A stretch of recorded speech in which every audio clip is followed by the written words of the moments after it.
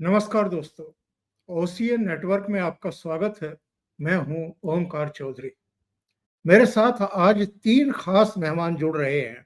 भाऊ तोरसेकर अभी कुछ ही मिनटों में जुड़ेंगे और हमेशा की तरह जो 8:30 बजे मेरे साथ जुड़ते हैं, वीरेंद्र नाथ भट्ट और धीरेन्द्र पुंडीर जी, वो इस समय जुड़ रहे हैं।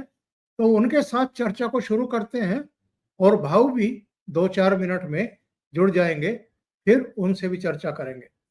आप दोनों का बहुत स्वागत है। नमस्कार। वीरेंद्र जी, मैं आपके पास आता हूं।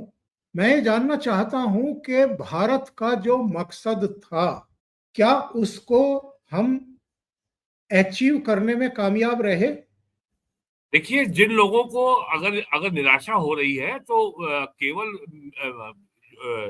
ये जानकारी का अभाव है। ये अंतर्राष्ट्रीय मसला है, ये स्ट्रेटजिक अफेयर का मामला है, मिलिट्री अफेयर का मामला है। ये कोई T20 IPL का मैच नहीं है। ये हमें ध्यान रखना चाहिए और पूरे मसले को एक पर्सपेक्टिव में देखना चाहिए। अक्टूबर 2016 को भारत ने पहली सर्जिकल स्ट्राइक की थी। फरवरी 2019 को बालाकोट में हमने जो है एयर स्ट्राइक की थी, और आज जो है 6 साल बाद हमने जो है पाकिस्तान में कॉम्प्रिहेंसिव स्ट्राइक की है और पंजाब में स्ट्राइक किया है। तो तीनों में ये है कि हमने ग्रेजुअल एस्केलेशन ऑफ अटैक हुआ है 16, 19 और 25 में। पहली बात ये। और प्राइम मिनिस्टर ने 22 अप्रैल की घटना के बाद 24 अप्रैल को बिहार की में एक जनसभा में कहा था, we will identify, we will track and punish. धरती के अंतिम छोर तक उनको मट्टी में मिला देंगे। ये प्राइम मिनिस्टर का स्टेटमेंट था। आज जो अनाउंसमेंट हुआ है ऑपरेशन सिंदूर, अभी कोई कहीं नहीं कहा गया है कि हमने ऑपरेशन सिंदूर को हमने बंद कर दिया है, खत्म कर दिया है, अबायंस में डाल दिया है या सस्पेंड कर दिया है। गोलाबारी नहीं होगी, लेकिन साथ में ये कहा है कि यदि अब कोई नई आतंक की घटना हुई, it will be treated as an act of war. यानी फिर हम पाकिस्तान के डायरेक्टर जनरल मिलिट्री ऑपरेशन को इन्फॉर्म किए बगैर, दुनिया के किसी देश को विश्वास में लिए बगैर हम एक तरफा कार्रवाई शुरू करेंगे। आपने ऑब्जेक्टिव अचीव करने की बात की।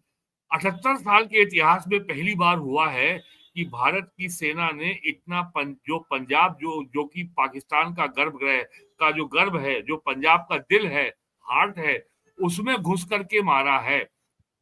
मिसाइल हमले हुए हैं, कम से कम 5 उनके एयर बेस थे वो तबाह हो गए हैं। और जो सबसे बड़ी बात जो कहीं नहीं आ रही है कि पाकिस्तान के जो न्यूक्लियर इंस्टॉलेशन थे, उनके निकट के जो एयर बेस थे उनको न्यूट्रलाइज, बर्बाद कर दिया गया है, ताकि पाकिस्तान कभी अपने न्यूक्लियर ऑप्शन को एक्सरसाइज करने के बारे में सोच भी ना सके। तो जो हमारा पॉलिटिकल ऑब्जेक्टिव था वो पूरा हो गया। दूसरी बात यह है कि इंडिया के इस 4 दिन के ऑपरेशन ने, या इससे थोड़े कम समय के ऑपरेशन ने, पाकिस्तान की राजनीति में झगड़े का ऐसा बीज बो दिया है, ऐसी फॉल्ट लाइन क्रिएट कर दी है कि अब शहबाज शरीफ में या जनरल मुनीर में एक को जाना होगा। ये वॉर नहीं है। ये 4 दिन जो गोलाबारी हुई है, इसमें कभी भी दोनों सेनाओं ने फॉर्मली युद्ध का ऐलान नहीं किया था, न पाकिस्तान ने और न भारत ने। भारतीय सेना मोर्चे पे अभी तक मोबिलाइजेशन नहीं हुआ है। आज सुबह खबर आई है कि पाकिस्तान ने अपनी सेना को कश्मीर के जम्मू के मोर्चे पे इकट्ठा करना शुरू कर दिया है। तो जिन लोगों को निराशा है उसका कोई आधार नहीं है, और ऑपरेशन सिंदूर जारी है। ऑपरेशन सिंदूर जो है सब स्क्रैप नहीं हुआ है। इंडस वाटर टीटी अबायंस में है, स्क्रैप नहीं की गई है। सेम अप्लाइज टू ऑपरेशन सिंदूर। यदि कुछ होगा तो हम कार्रवाई करेंगे। और पाकिस्तान इस समय राजनीति के जिस मकर जाल में वो उलझ गया है, उसके सामने कोई विकल्प ही नहीं है। वो आज नहीं तो 1 हफ्ते बाद, 2 हफ्ते बाद या 1 महीने बाद कोई ना कोई हरकत वो करेंगे जरूर, अगर उनको अपने राजनीतिक अंतर विरोधों को और ये खबर आ रही है कि एलओसी पे फायरिंग जारी है इस समय, लगातार जारी है। तो मेरी नॉलेज में भी है, हमारे एक मित्र हैं एलओसी के पास और उनका कहना है कि फायरिंग रुकी नहीं है अभी। तो अभी भारत के पास तो सारे ऑप्शन हैं। मैं जरा धीरेन्द्र जी को जोड़ता हूं। धीरेन्द्र जी, जब ये ऑपरेशन शुरू किया गया था तो ये पहलगाम की घटना के बाद शुरू किया गया था और ऑपरेशन सिंदूर इसका नाम दिया था प्रधानमंत्री नरेंद्र मोदी ने। नरेंद्र मोदी ने तो नहीं कहा था कि हम फुल फ्लैश युद्ध लड़ेंगे पाकिस्तान के साथ। उन्होंने जो कहा था सेना ने वो किया, यानी जो 21 जगहों की पहचान रॉ ने करके दी थी, उनमें से 9 को उन्होंने टारगेट किया।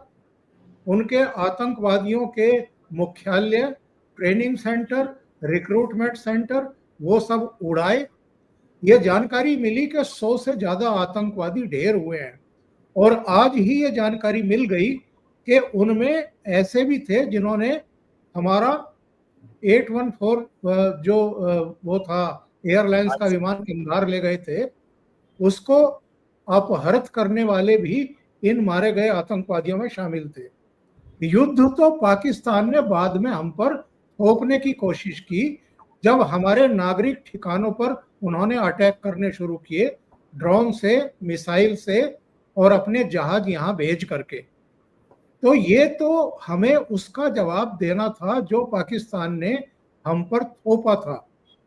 हमने युद्ध की बात अपनी तरफ से कभी नहीं की।